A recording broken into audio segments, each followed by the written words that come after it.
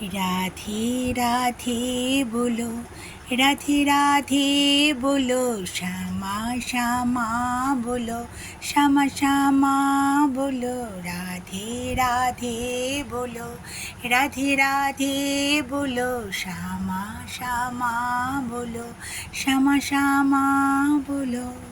হরি হরি রাধে রাধে। আজ রাধারানী